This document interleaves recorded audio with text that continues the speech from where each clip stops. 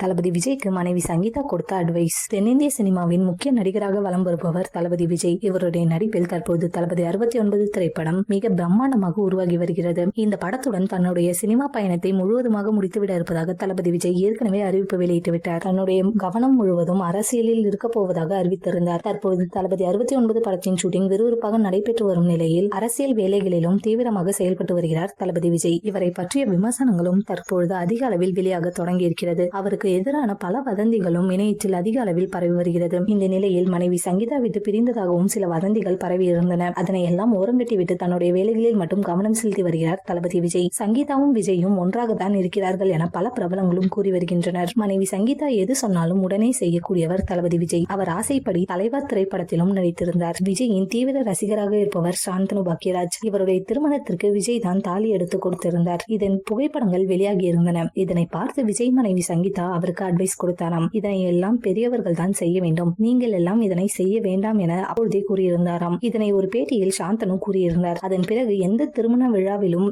விஜய் தாலி எடுத்து கொடுக்கவில்லை. சங்கீதாவின் பேச்சுக்கு எப்பொழுதுமே மதிப்பு கொடுக்கக்கூடியவர் தளபதி விஜய்.